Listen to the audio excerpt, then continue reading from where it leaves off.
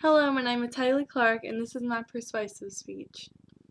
To be nobody but yourself in a world which is doing its best night and day to make you everyone else means to fight the hardest battle any human being can fight, and never stop fighting. That is a quote by E. E. Cummings, and I believe that this quote says a lot about today's society and what people expect from others. The pressure to be perfect seems to be almost unbearable at some points. This is why I wholeheartedly think that models should have to maintain a healthy BMI or body mass index range for their height in order for them to perform or be in the spotlight. So many models in the advertising and fashion industry are incredibly underweight or malnourished.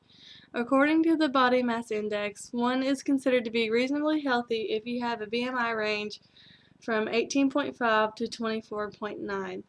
But did you know the average BMI of a fashion model is only 16? Also, the average waist size for a model is 23 inches. To put this into perspective, the average waist size of a British 8-year-old is only 22 inches. Many suffer from harsh physical effects from being at such a low weight.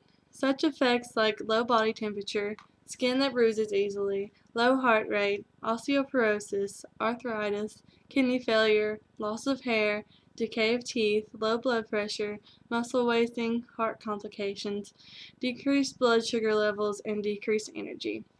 These are only a few side effects of being malnourished that the average model might have to deal with through their everyday. Of course, none of this is ever made noticeable to the public.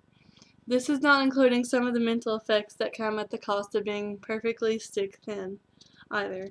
An individual can experience memory loss, obsessive thoughts over food or their weight. They'll have delayed reactions, cloudiness of thinking, and compulsions. Supermodels are thought of as having the perfect all American body type. However, according to the American Health Association, that body type is only possessed naturally by about 5% of the U.S. population. The media is poisoning our minds. They're covering ads, magazines, billboards, and commercials with images of these models that have a body type that is almost impossible to attain without causing some form of harm to the body or mind. They're giving us unrealistic views of what people should look like.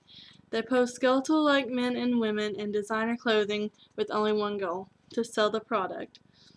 They aren't thinking about the effects that it can have on people.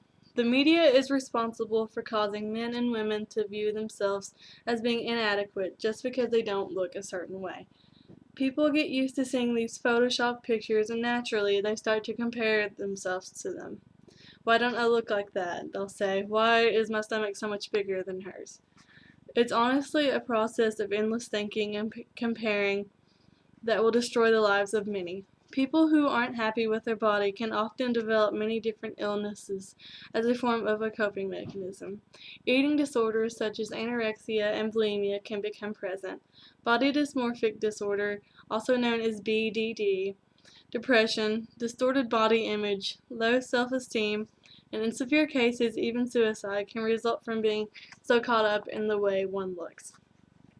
All of these illnesses are very serious and can be life-threatening if not treated properly. However, the media doesn't stop. It's their job to glamorize eating disorders. It's just a fashion trend to them. For so long now, people fall into the common stereotype that what is beautiful is good. The media tells us that physical attractiveness is everything. It means more than being intelligent or social, confident, loyal, or even having a good personality. None of that matters if you aren't beautiful. The media needs to quit allowing the publication and glamorization of models that are sick and underweight. They should have to have a healthy weight in order to be considered a role model for people. Even though so many industries and companies continue to allow models who are underweight to perform, some are actually stepping up to make a change. Prada, Versace, and Armani have all agreed to ban size 0 models from their advertisements and promotions. In 2012, Israel lawmakers banned underweight models from catwalks and commercials unless they maintain a minimum BMI of at least 18.5, which is the healthy minimum weight. They want to promote being healthy and fit instead of simply being thin. If Israel can do this, why can't we?